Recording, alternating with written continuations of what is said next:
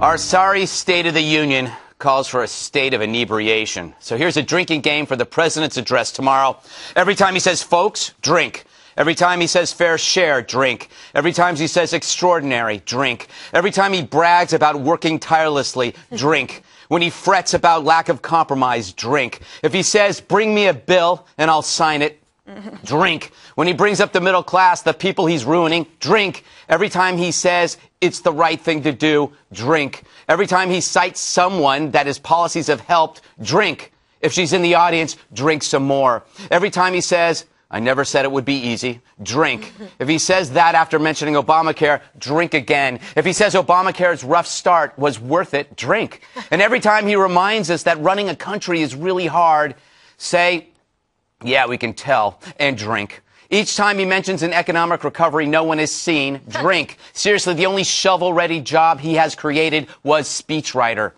And when he says it won't happen overnight, drink one more. And when he says, make no mistake, let me be clear, and there are those who disagree, drink, drink, drink. Every time he says we can do better, as he fails at everything, or we are better than that, drink. Which reminds me, what's with all the we's? It's you up there, not us. Finally, each time you feel like you're being screwed, drink. And if you still buy anything from this gas bag, then you deserve the world's worst hangover. And enjoy it, because you built that. After all that, they'll be too drunk to listen to it. The whole point is to be drunk and happy, as opposed to sober and miserable. And listening. What do you expect tomorrow, KG? I think it would be easier and less exhausting exercise if you just set up an IV, because based on what you said, people will be drinking the entire time. So if you would like to substitute that for water or a healthy beverage, you can do so as well. Look, I don't think there's going to be much surprises. If there are, I'll be happy to talk about them, but I think we're going to hear more of his economic failed policies and how we're going to need to redistribute wealth and how we need to help everybody else, and which basically is not going to be good for the economy. Let's see. We've already had an indication of what direction he's going in, and this is his last term, so he's going to do whatever he wants.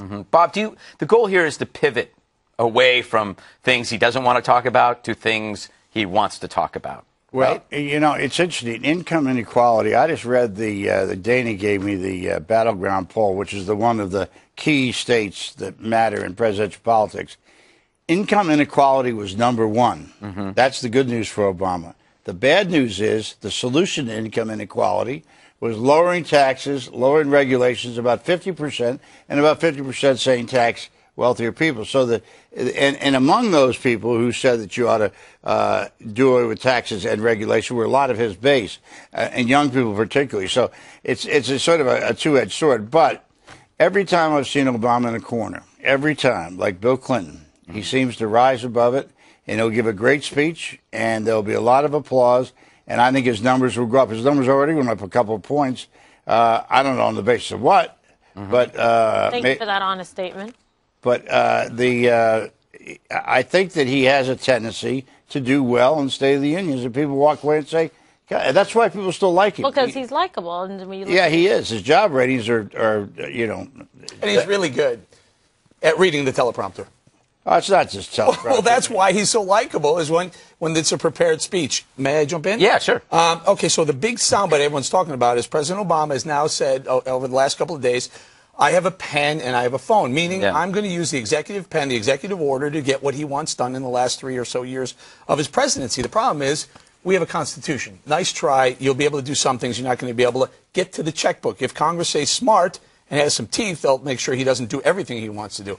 Here's the things. We're going to hear about income inequality. We'll hear about immigration. We're going to hear about what we need to do in education. We're going to hear all that stuff. But what you won't hear, and I think it's kind of interesting. Now, let me just be clear that the Republican National Committee put out this list of things, State of the Union by the numbers. You're not going to hear about the $17.3 trillion in current national debt. You're not going to hear about the $1 trillion that students are holding, student debt, total student debt, the 47.6 million Americans on food stamps and poverty, and things like this one.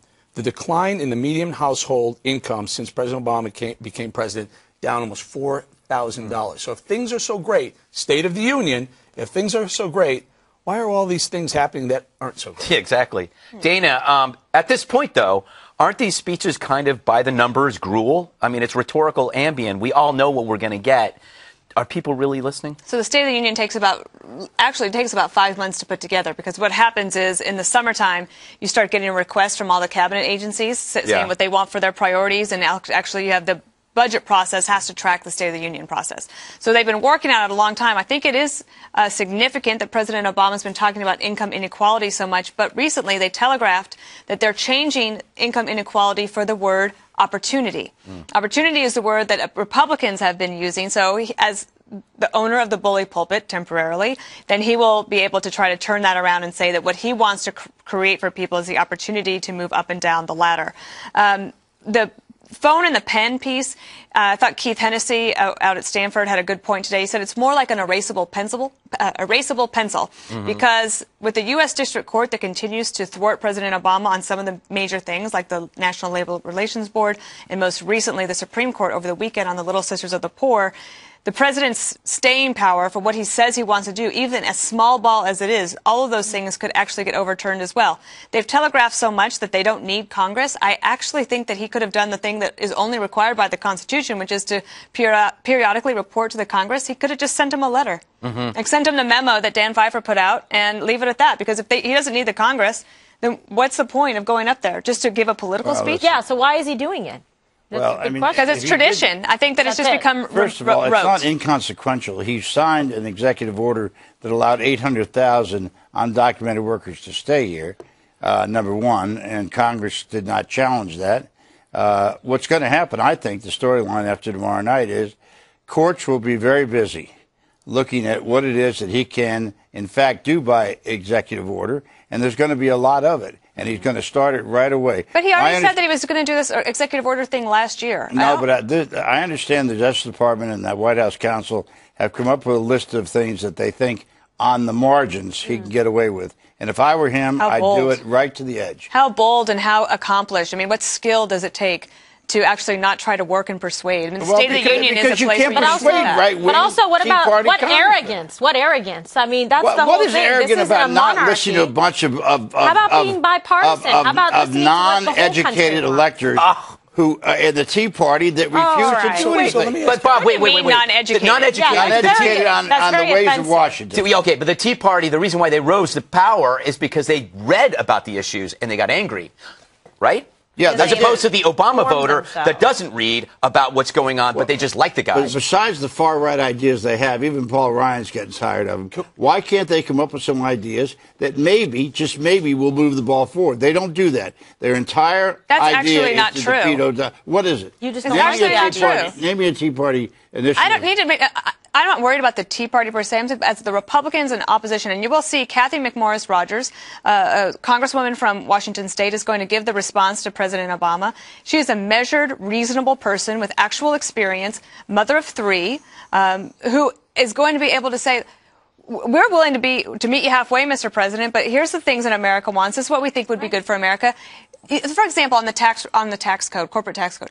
The Democrats come in at 25%. Republicans come in at 28%. You're telling me that President Obama is so inept in dealing with Congress, he couldn't actually get a deal done between 28 and 25%? I would reverse it and say, as the Republican Congress, and if they couldn't go to 26%. All right, I want to get to this. This is Ted Cruz, as you know, had asked the president to apologize. We have to show him yes, we do, Bob, because it upsets you. And you'll have time to respond. And this will be, we're also going to talk about Jay Carney saying that no matter how badly Obamacare has fared, it's all worth it. Will it have been worth it if you lose the Senate? I mean, you already lost the House because of the health care law. I'll tell you what. Will it have been worth it politically? Expanding access to quality and affordable health insurance to millions of Americans, reducing the growth in health care costs, which is happening. Would it have been worth it if you lose the Senate? That's a simple... This is not about politics. So the answer is, it is absolutely worth it, no matter what happens even if politically. You lose the Senate. For the State of the Union, one of the things President Obama really ought to do is look in the TV camera and say to the over 5 million Americans all across this country who've had their health insurance canceled because of Obamacare, to look in the camera and say, I'm sorry. Okay, Kimberly. Don't. No, I won't ask that question. Okay. Do you find it a little, it's more of a stunt to ask the president to apologize? Because you know he's not going to apologize.